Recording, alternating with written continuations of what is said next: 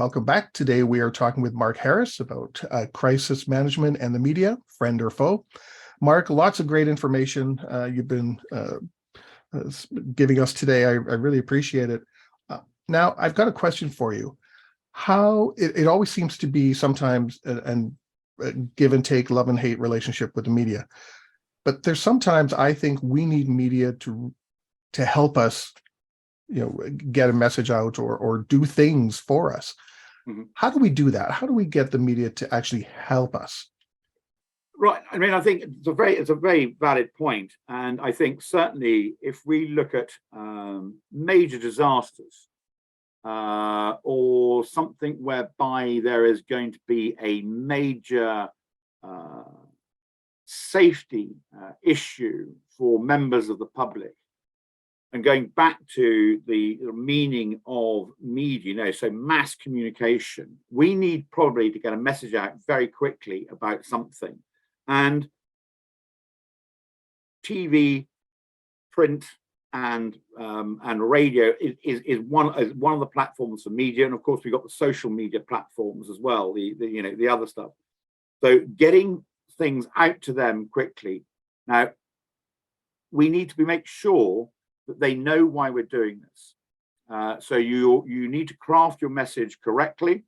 We're doing this because we're a responsible organization. I mean, you don't use these words, but you use words to that effect to give the sentiment. We're a responsible organization. Safety is primary in what we do, and therefore we need people to be aware of the following. And I think if we look back over, on your side of the world with natural fires and those type of things, it is sometimes law enforcement and the emergency services will need to get messages out. So you can see that there are police putting out messages on Twitter, on their websites, etc. But we still need to have television and radio on our side as well, because there will be 80-year-olds who don't necessarily or not tech savvy, and so they won't be looking to that. So establishing the relationships in peacetime is always very important. So from the point of view of your industry, who are the people who comment on our industry? Let's have a meet the press lunch. Hi there, guys. How are you?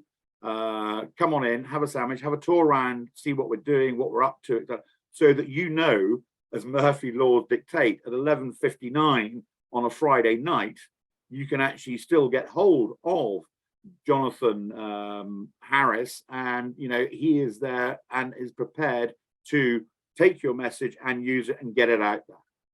So it is investing that time. It's a little bit like sending a Christmas card every year, or another sort of once a year sending something. Well, say, okay, who's that from? Well, actually, no, you need regular contact so that when you do ask for that favor, they're happy to do it. Does that sort of make sense from that point of view? Yeah. What if, now I know that's a lot of pre-work, as you put it, before a disaster happens, how do you make them a friend during a disaster if you haven't done any of that pre-work? You haven't built any relationships. How do you keep them? I think what you have to do there is from the point of view of people's safety is,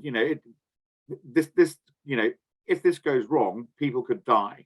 And I know that's very melodramatic, but what you need to make sure is that they understand what the issue is and what the possible consequences of that issue are, so that they understand the gravity of the situation and impress on them that is the situation. We're not, being stupid about this, and we really need that message to get out there. Is it okay to? Sorry, go ahead. Finish. No. Sorry. Go ahead.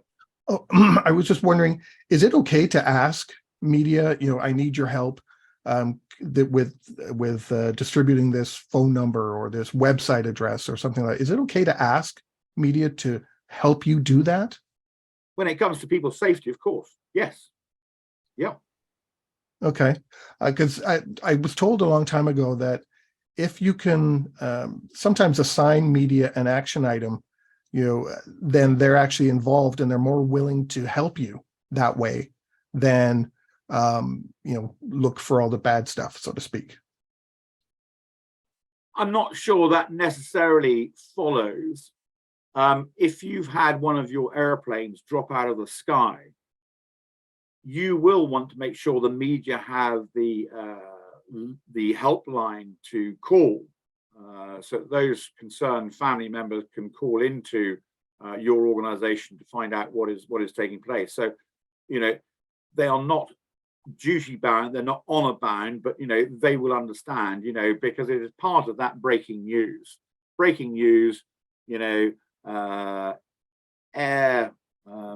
Air UK has had an aeroplane go missing over the sea. Air UK's number for relatives to contact is the following: bang, bang, bang. And that hopefully then should come along sort of the ticker line at the bottom of the screen as well on a regular basis. As indeed, probably there will be some government hotlines to call as well from that point of view, or someone else's hotline. I don't think it necessarily makes them a friend of yours, but this is a public broadcasting service duty that they need to do. And from that point of view, if for some reason you are totally blameless in that airplane falling out of the sky, then you'll be all right with the media. And so long as you maintain your transparency with them and you answer the questions with the information that you have, and if there is information lacking, you say we're still gathering the facts and we'll get back to you. Some of that what keeps them on side, so to speak. Okay. What if they're a foe? Is what you just said how I want to go back to something you said before. If you're not on the right foot to start with, you end up on your back foot, and it's difficult to get forward again. How do you change? Media has become a foe. How do you change them to a friend, depending on the situation? Excuse me, I'm losing my voice here. How do you turn them from a foe to a friend then, if you are on your back foot? Because you said it is difficult to try and get ahead of it again. So what kind of things can you do to reverse that? By upping your game, potentially upping the frequency of contact with the individuals, making sure they have the information as soon as you have it and have verified that information. It's got to stick to facts, not assumptions. And certainly no speculation. So as I said, so you've basically got to up your game. Now, if you are getting some of them on side, but there are some still, then you're going to have to assign someone from your comms team to really invest some more time one-on-one with them and say, look, this is what we're doing.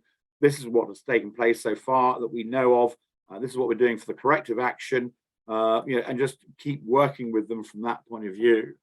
And then make sure, again, that all of your messaging, I don't say never say never, but I think it's unwise for people to engage in spats on social media. So use your main channels. If there is something coming up, which is a rumor or something, squash that through your main statements, and also perhaps allude to the fact we're aware that some people are saying this, that actually is completely false and is totally wrong. So you're making sure you're batting that right down, sort of whack-a-mole style, and saying no. But you're not engaging on a one-to-one spat, because that thing spiral out of control and you may well look an idiot. Mm-hmm. Yeah, I've seen some of those, and you just, wow, you're so far off message. I don't know what's going on anymore. Yeah. So let's take the last little bit of we have in the show and talk about some tips that organizations and leadership or crisis communication people or even business continuity people can take home with them to improve their relationship with media. What are some of the things they can look at now? I think basically review your risks, review what could impact your operations from that point of view, and review then your crisis management plan, obviously, and your responses to that, but then how your crisis communications plan is going to support that. And then look at that. And one of the things that I find, useful, obviously, I'd like, clients to involve consultants every time. They don't have the budget for that. But if you have a competitor who has had something impact against them, it is quite useful to say, right, okay, this Friday, team, we're going to meet in the meeting room. We're going to have some sandwiches, some chips. And I know what you meant. I'm from England. and some sodas. And we're going to look at what happened to ABC Widgets, because they do the same as us. but they came off bad on that, or they came off badly. How do we stack up against that? So very little sort of financial investment. Yes, some investment of time. Are we good to go, or do we need to review what we've done? So I think that's a very useful exercise. If you yourself have had a near miss, wow, if we look at the scenario of how that could have panned out if it had developed, again, how do we stand up to that? And then I think it is a case of, preparation, then prove, then test and rehearse from that point of view, and maintaining, regular contact with those journalists who report on your industry, and maintaining the relationship with them, I think, is probably very important as well. I like what you said about taking a look at competitors and see what they went through, if they were successful or not, and looking inside your own organization and saying, would we have fared as well? Would we have done worse? Would we be better? Where would we be?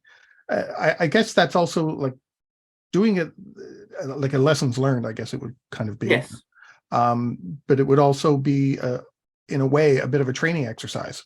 Yeah, exactly that. No, you're quite correct, Alex. It is exactly that. But again, do use consultants as well. Have consultants when you're responding, because that's very important. It demonstrates how seriously you're treating the issue.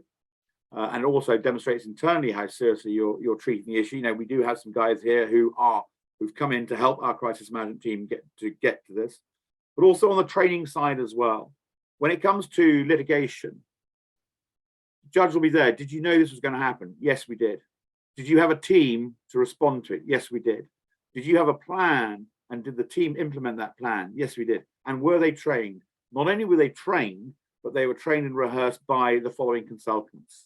If you can tick all four on that, it might not get you off the hook, but certainly it's going to mitigate anything that may well come your way from litigation, from the court of public opinion, and also from the court of investment as well.